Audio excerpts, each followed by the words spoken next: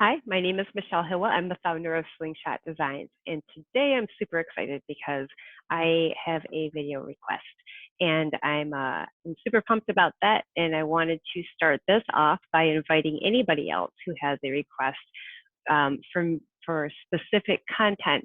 Please reach out to me and just paint me a picture of what the scenario you've got going on, and I would love to answer, provide some insight into kind of how I see what I would do in your situation or what I would advise for your situation in general terms. Love to share that with you. So if you have any requests, please feel free to bring it. So to dive in today, I have a friend who's experiencing some challenges at work. I am all too familiar with a lot of them, and what they're feeling is feeling undermined, kind of feelings of worthlessness because their value is not being promoted or invested in their current culture or their current environment. They kind of they don't feel appreciated. They want to move forward and advance in the company, but they don't feel that they are given the tools or access to the tools to develop their skills so that they can become the leader that they see themselves as being. And unfortunately, this is a really, really common thread. And I will start this off, I guess, with the end in mind. I'll put it this way, some really terrific advice that was given to me a long time ago, and it resonated. Your environment must support your goals. So that said, does it mean that if you don't work for a world-class organization who invests heavily into developing their talent, that you should quit and just find a place that does? The answer is no. If that's realistic for you, then by all means, I would do so if I were in your shoes. But if it's not, and let's just go under the assumption that you can't just go work for a massive $6 billion industry giant who's going to take care of all of your problems for you. Great. Most of us can't. So let's work with what we got, right? And kind of see if there's some things that we can do with where you're at right now in life. So really what we're talking about here in a scenario where you have a boss who has a boss-like mentality, and that you don't feel like you've got the resources and options available to you to be able to grow. We got to start with the boss and the boss-like mentality. A lot of this kind of top-down, because I said so mentality, it used to be a lot more prevalent than it is these days. I think we've certainly switched over to more of a leadership approach, but not everyone's there, and that doesn't exist in every company and position across the country. So we are going to be left to kind of control things within our own control on our own. And a lot of this comes down to, I guess I'll start with the serenity prayer on this one.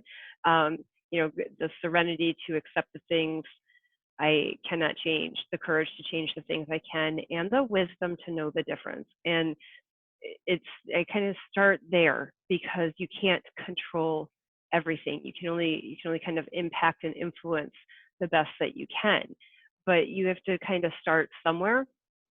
And the first step in any of this is to learn objectivity and observation.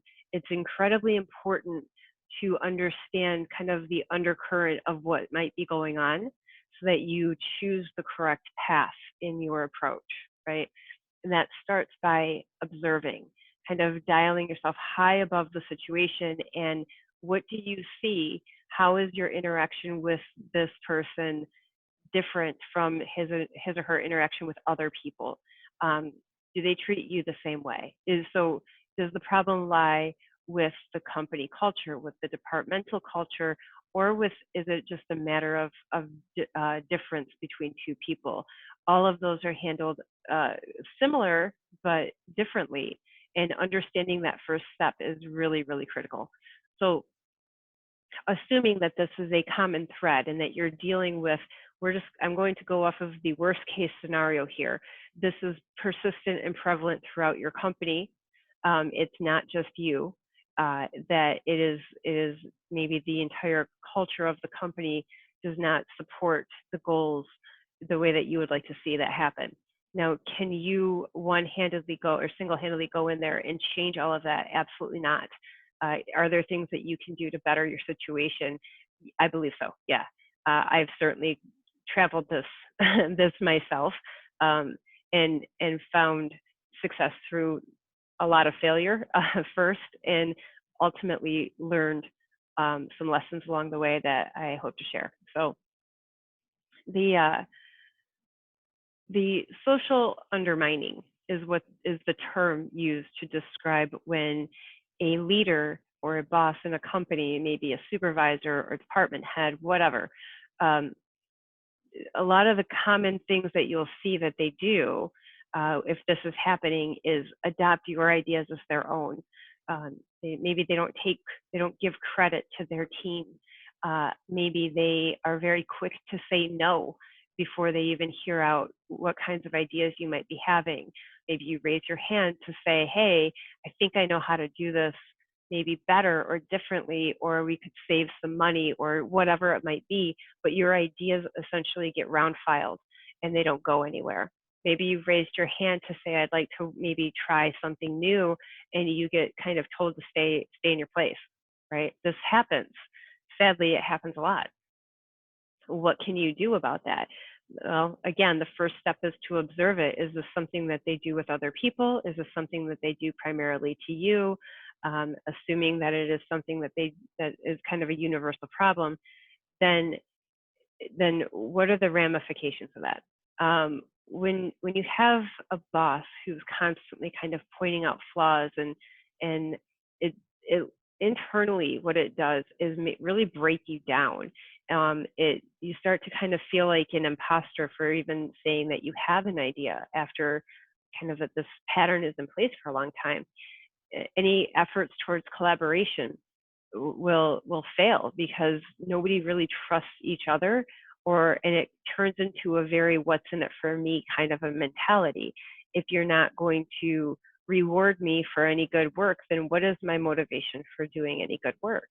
And I would encourage people to say that your motivation comes from within, and that it is not reflective of the opportunities that maybe you're going to create for yourself there. But your situation does not define who you are. So let me be very clear about that. You can work on skills that are going to get you to your goal. You start with the end in mind. If, for example, your goal is to be, a department manager, then you still have to work on those skills, whether you're a department manager at this company or a different company. No matter what, you still need those skills. So you can be working in building your leadership without actually having your own department.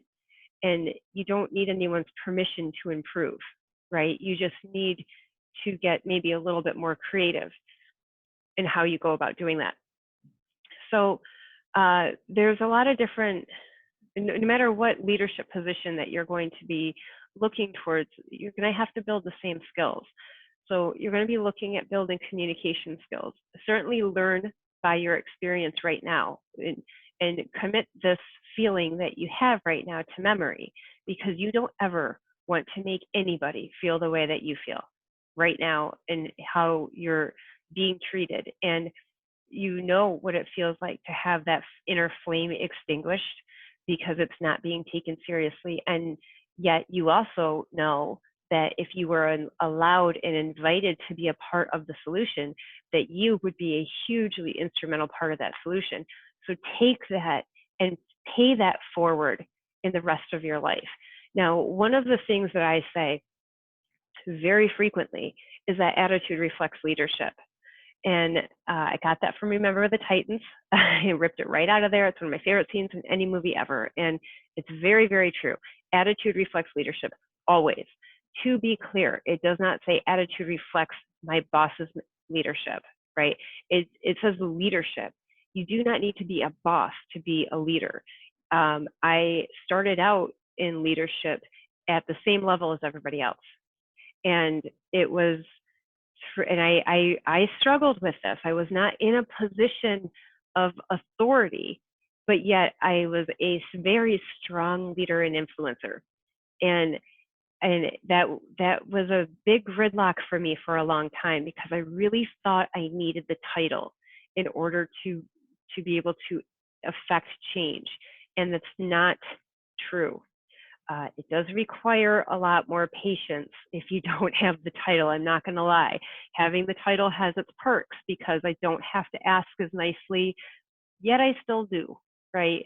But when it came down to it, I would end up having the title has its benefits, right? Because you don't have to explain yourself as much. And I think the title, a lot of times, I looked at the title as kind of an award or an achievement that just meant that I could get there a little faster next time.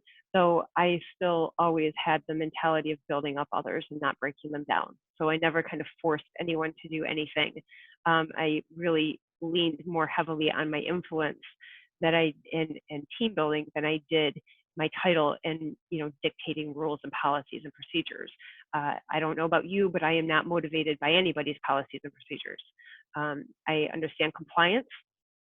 I advocate for compliance, but I also advocate for teamwork and team building, and find there to be much more value in a collective effort than in any individual effort. So that plays directly into a department head mentality, that if you want to be a part of something that's really kind of big and bigger than yourself, and really impacts innovative change, then communication needs to be at the top of your list of skills to develop. Leadership needs to be at the top. Collaboration and team building need to be at the top. These are not things you need a title to develop, right? You can develop them no matter how unhealthy of a team you're on. Again, I speak from experience on that one. So it doesn't look the same though. If you're in an environment where this is rewarded and encouraged, then certainly you're going to get there faster.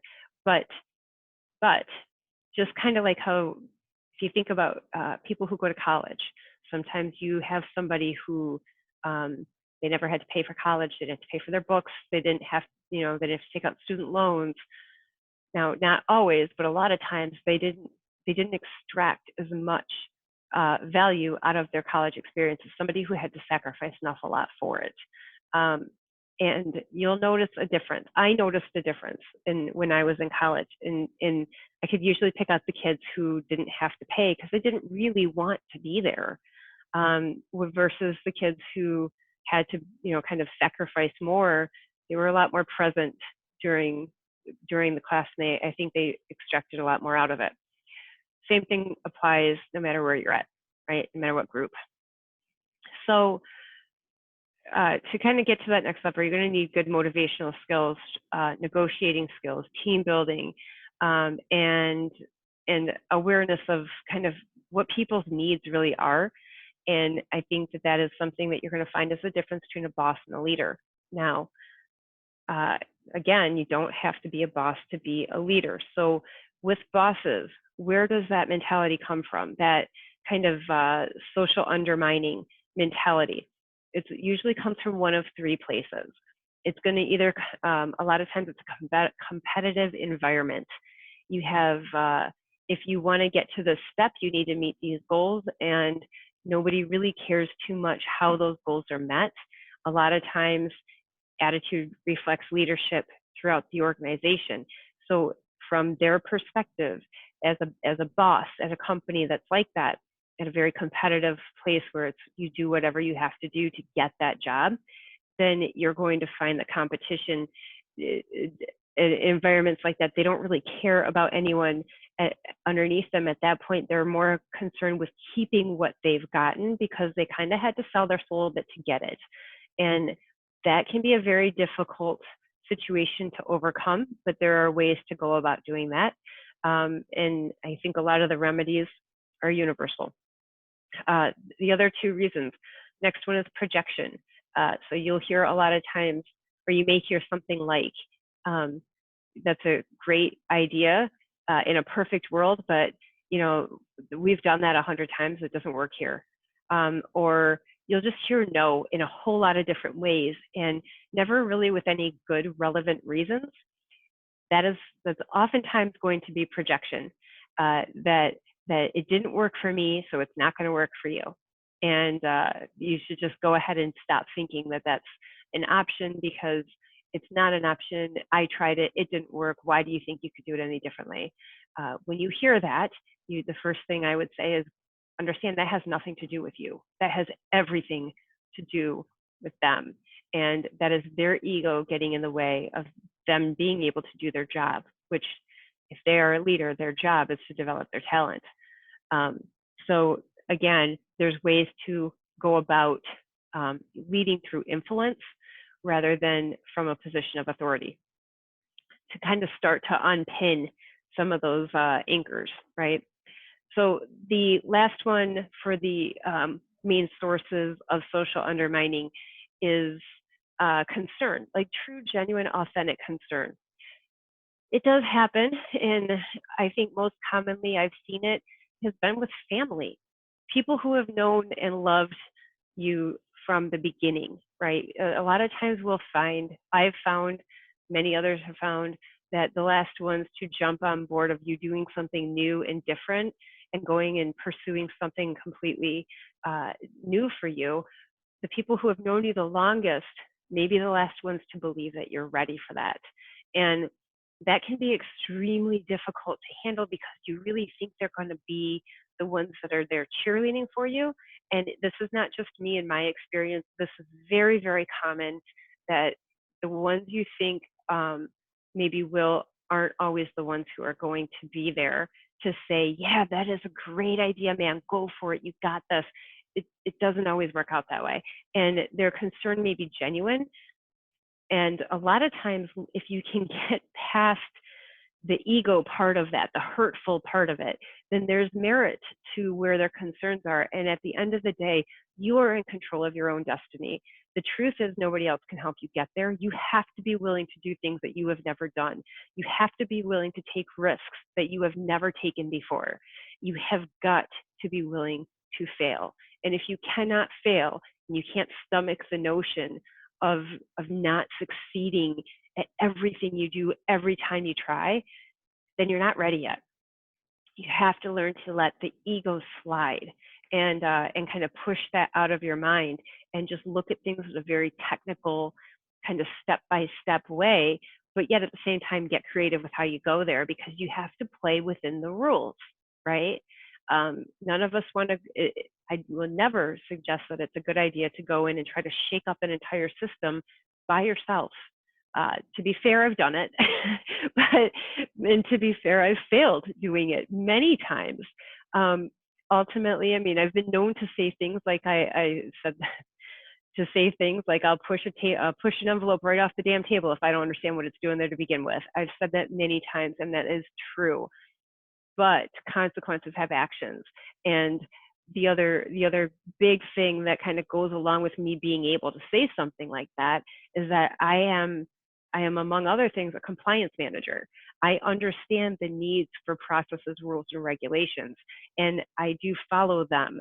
I will challenge them, but I'm very careful and deliberate in how I go about doing that. And that took me decades to learn how to do without ruffling the wrong feathers. I've certainly ruffled a lot of feathers in my life, so let me save you some of that and cut to some of the lessons that I've gained out of it. First and foremost, start by untangling the mess. Understand, using objectivity, get your ego out of the way, paint a picture of what's going on, and find the pattern, because there is a pattern. It'll tell you how big it goes, how many levels up in the organization you're dealing with here. If it's a whole company culture, then you really have to learn to work within that box, or like those boxes. And ultimately, maybe you realize you're on a 2-year, 3-year, 4-year plan to getting out of that company. And to be really honest with you, I've discovered that once you have a plan and you say, this is my 5-year plan, if you take it seriously, very quickly that 5-year plan becomes a 1-year plan, right? You get there a lot faster when you have attainable goals set up, And you realize, and as soon as you start hitting those small attainable goals, you realize how talented you really could be, right? Like it starts with a could be. It doesn't start with like, oh my gosh, I am so good at this. It doesn't start there, right? It's baby steps. So you go, oh man, maybe I'm not going to be so bad at this after all. And then once you start kind of getting over fears and find those small little successes, then you just keep building upon it and building upon it and building upon it. Very quickly, you'll start finding that what you think is going to take 5 years is not going to take that long. And you begin to practice on the communication to have the conversations that you need to have. That's the next big step, is communication. At some point, you're going to have to confront the way that you're being treated. And that is not easy for anyone to do. It is a very tricky, it is a tricky conversation to have. And I would start by using very simple neutralizing words. So if you ever have these conversations out of a place of emotion, then I can assure you 9 times out of 10, hierarchy is going to win, which means if you're talking to your boss, you're going to lose. So always avoid having these conversations in a heated situation. Like this should never be done in a place where you're arguing or where you're in disagreement ahead of time. You want to start the conversation from a neutral position and really seek or focus on building versus tearing down. So there's a lot of neutralizing words that you can use here. A big tip for this would be the video I posted yesterday talking about the RACI Matrix. It talks about responsible, accountable, consulted, and informed. Those are the 4 roles that you would play on a team, and kind of understanding that and using those 4 words, whether your boss understands it or not, doesn't matter. You're using neutralizing words at that point. To say that you would like to be part of a solution to something, that should never be knocked down. If it is, fine. You can still be part of the solution without anyone's permission, right? The way that you do about that is by gathering influence or becoming influential. Leadership, lateral leadership, meaning you don't need a title to have it. You just kind of lead your friends and your coworkers and your teammates. So it starts with things as simple as all right, we'll get real here for a second. When I was in class and I went back into process engineering, and I was definitely stuck out, right? I was very different than everybody else who was there. And I knew from the second I started that job, I had a lot to prove. I had to prove that I had any position, any reason to be there. And that what that looked like was being willing to do things that I wasn't willing to do before, right? That meant that when it was time to clean up after, tin bath maintenance, that I stayed extra long. I made sure I was one of the last ones to leave, to show that I was not there for some reason of privilege. I was there because I wanted to learn, and I was willing to do what it took to support my team. And even though I was very new and didn't really know what I was doing a lot of times, but I had to ask the questions and learn. And then I had to learn to shut up and listen to what I was being taught and really truly apply that. Now, this was a difficult lesson for me because I didn't know what I didn't know yet, right? And I was a lot younger then, so I certainly thought I knew everything. And so I would go back and I made sure that I was the last one helping empty the dustbins and put things back away so that I would understand it. It's really impressive what you learn during that time about people and teamwork and processes. And I think a lot of value is generated that I didn't expect. And that really helped. So being willing to do more than what is asked of you. And I don't mean that like you sell your soul and give it all away for free. I mean that like you talk to people and learn from their jobs as well. Because now you've established yourself as a position, somebody who cares, genuinely, authentically cares and wants to be part of the solution. So I would start, I kind of, because I was in continuous improvement, I would start asking the questions like, wow, what is this like? Oh, I see that, your, I let's just say inventory on, like supplies that they needed for the tin bath, and say something like, oh, I see like you guys running out of this stuff all the time. I mean, I come from procurement, so it was kind of mattered to me, the answer to that question. Are you guys running out of this stuff all the time? Yeah. Oh, maybe we could put this and this in place. Oh, we've tried that before.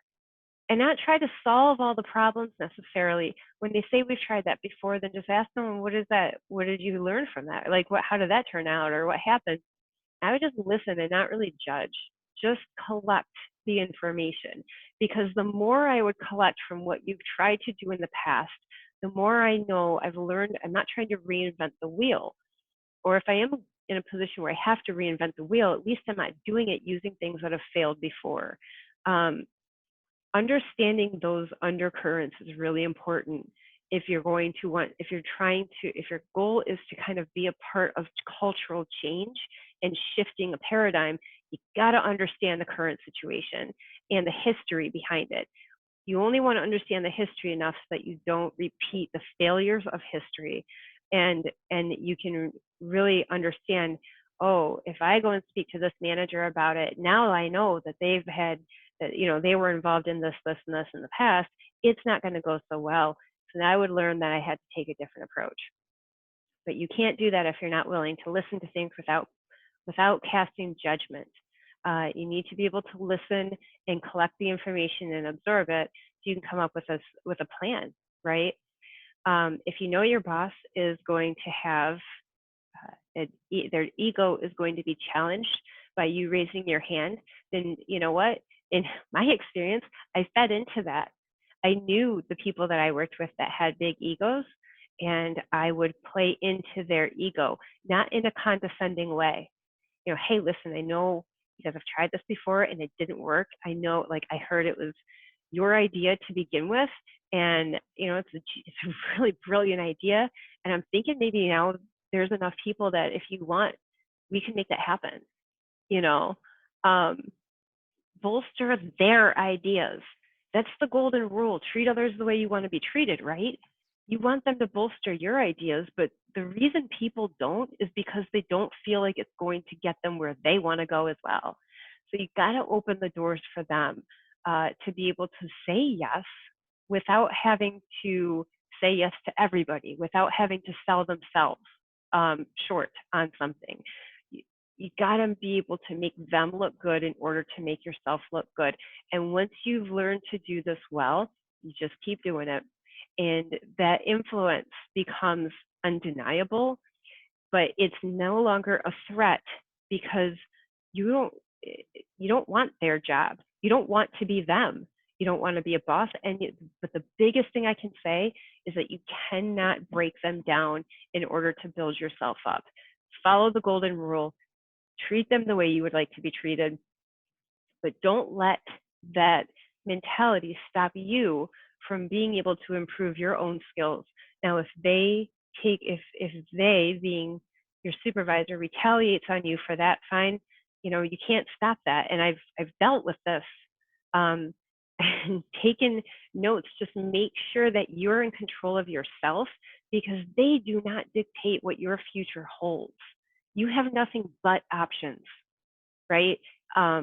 If you're limiting yourself to believe that that is the only company that you are ever going to work at and you have to work within their rules, well, maybe for the short term, yeah, that's the case. You got to work within the rules of the organization that you're with. But nobody is to say that 3-4 years down the road, when you're ready to make that move, that you can't be spending your time now positioning yourself for what you want to do later. That's purpose. That's passion. And I highly encourage people to do that. So again, to wrap this up, I would say start with taking that observational approach, like really pay attention to what's going on, to the bigger picture around you. Practice lateral leadership, and just the core those core skills, the more that you see yourself building, and don't, like, you don't have to take credit for anything. You really don't. You're learning. As a student, it's not our jobs to raise our hand and say, hey, guess what, class, I got an A on that, right? As our jobs as students is that we learn, apply, learn, apply, learn, apply. You do not need to take credit for everything that you're doing in those formative years of trying to get to where you're going. Your reward is going to come when you kind of take over and achieve that goal that you set out to make. In the meantime, humility is key. And I'm not saying get walked on by any stretch, absolutely not. But understand that you are leading the pack here. If you're working in an environment like this, just watch Call of the Wild again. One of my favorite stories ever, but certainly the movie. And there's a scene where Buck takes the lead and kind of challenges the current sled dog leader. And I'm not going to give the rest of it away for those who haven't seen it, but it reminded me of this, where the best leaders in the world take the reins of a team not by force. They do so by leading by example. They do so by honing their own work ethic and sharing their secrets, but not one directional, right? You also have to be willing to learn and understand that, for me, I specifically look at myself as an eternal teacher and an eternal student. I am always learning and sharing as I go.